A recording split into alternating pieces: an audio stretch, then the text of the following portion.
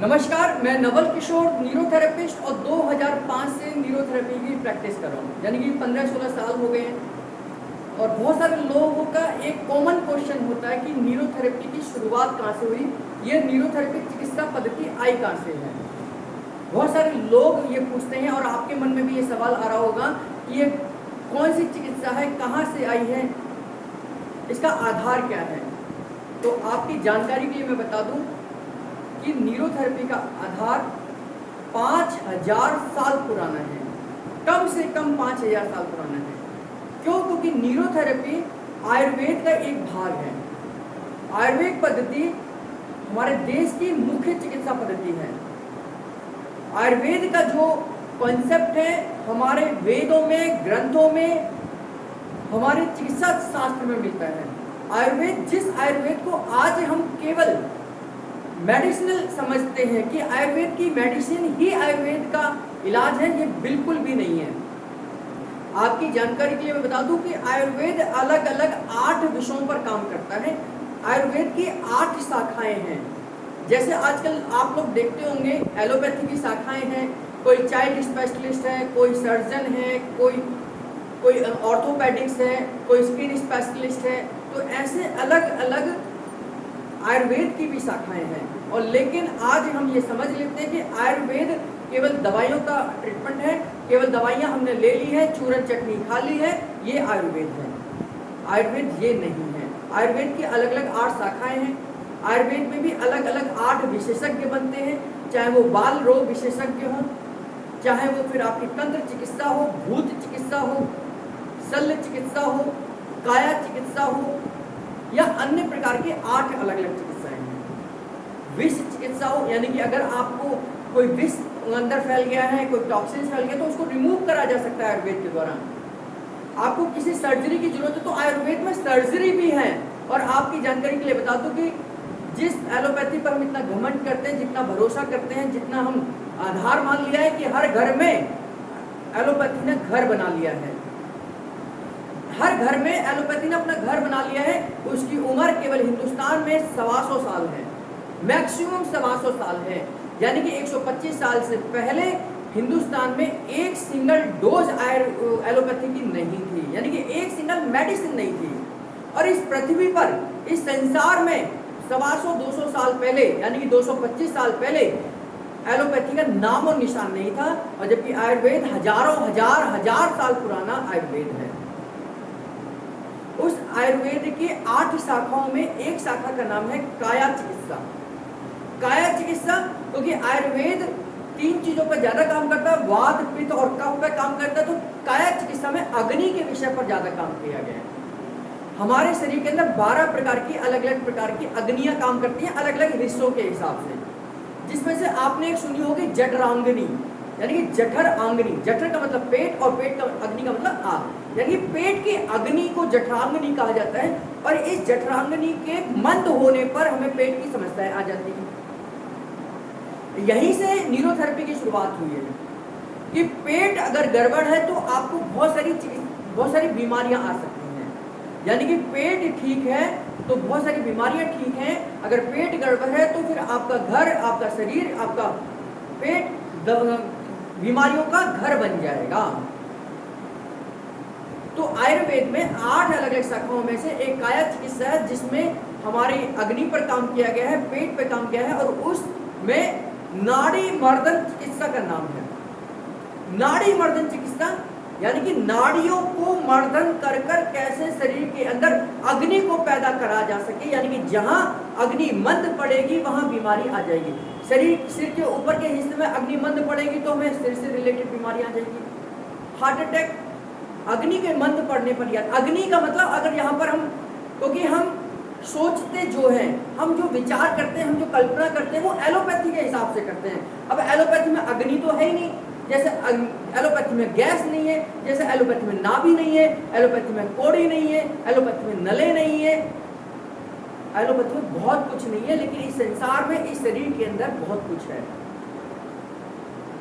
तो ऐसे ही अग्नि एलोपैथी में नहीं है, लेकिन अग्नि के समान जो संरचना है जो हम मान लेते हैं वो ब्लड सर्कुलेशन मानते हैं। अग्नि का मतलब सीधे सीधे सर्कुलेशन।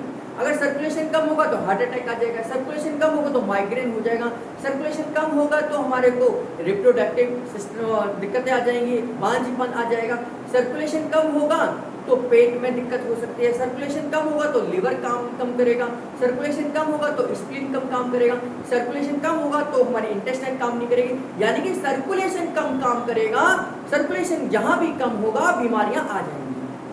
तो इस नाड़ी मर्दन चिकित्सा के द्वारा नाड़ियों को मर्दन कर कर हम शरीर के अंदर सर्कुलेशन बढ़ाते हैं।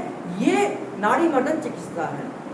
नाड़ी मर्दन चिकित्सा का मूल आधार पेट है, यानी कि पेट और नाभि को ठीक कर कर हम सभी बीमारी का उपचार कर सकते हैं। नाभि ठीक है तो सब कुछ ठीक है। आजकल आप ऐड देखते होंगे, टीवी पर आता है, पेट सफा सब रोग दफा। पेट सफा सब रोग दफा क्यों कहा जाता है? यानी कि पेट ठीक है तो सब बीमारियां ठीक हैं, तो अब कोई भी बीमारी नहीं हो सकती। तो ऐसे ही आयुर्वेद में काया चिकित्सा में नाड़ी मर्दन चिकित्सा, नाड़ी मर्दन चिकित्सा में पेट चिकित्सा और पेट में नाभि की समस्या, यानी कि न्यूरोथेरेपी का आधार पेट ही है। और आज इस नाड़ी मर्दन चिकित्सा को मॉडर्न साइंस में हम न्यूरोथेरेपी कहते हैं।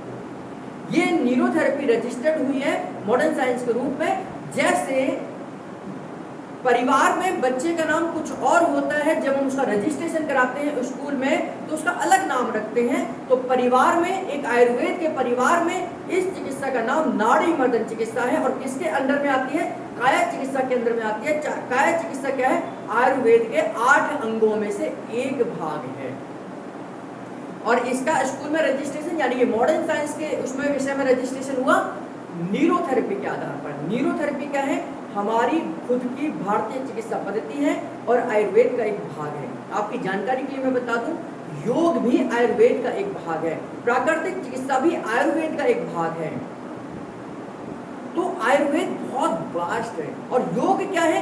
केवल अनुलोम विलोम, कपालभाति, वज्रिका, प्राणायाम, प्रत्याहार ये करने से योग नहीं है।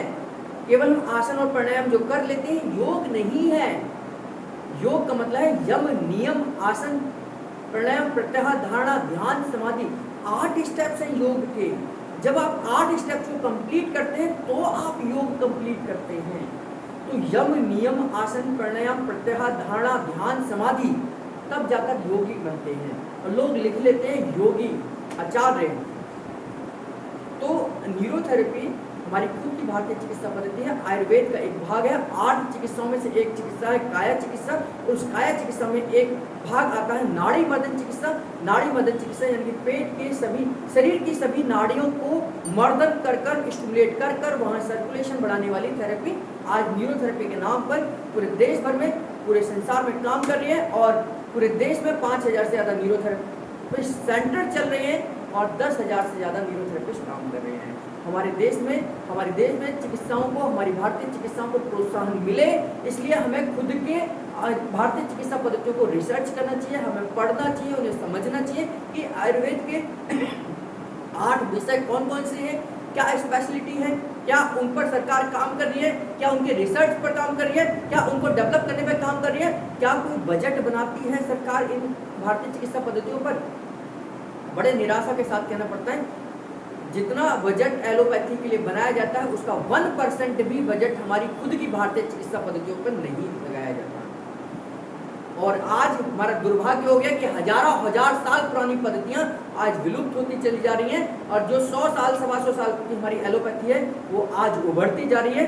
और ऐसे उभर रही है कि हर घर में उसने अपना घर कब्जा कर लिया है, हर घर में कदम रख चुकी है, हर किसी के जीवन में कदम रख चुकी हैं। तो हमें समझने की ज़रूरत है, हमें जानने की ज़रूरत है कि हम कैसे इससे पीछा छुड़ा सकते हैं, क्योंकि ये हमारे घर को दीमक की तरह धीरे धीरे, हमारे हेल्थ को, हमारे शरीर को दीमक की तरह धीरे धीरे खा जाएगी और आपको पता भी नहीं चलेगा। तो हम जब भी बीमार पड़ें अपनी भारतीय चिकित्सा पद्धतियों का सहारा लें, जो आपको एक माँ की तरह का प्यार करती है। माँ कभी भी बच्चे का नुकसान नहीं करती। ऐसी भारतीय चिकित्सा पद्धतियाँ कभी भी किसी रोगी का नुकसान नहीं करती, वो हमेशा रोगी के हित में बात करती है। हो सकता है वो रोगी को अच्छी लगे या ना लगे, लेकिन हमें समझना होगा।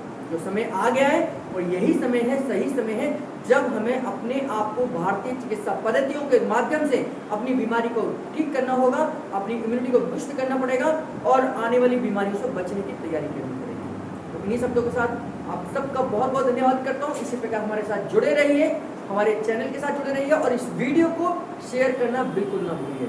आपका बहुत बहुत धन्यवाद।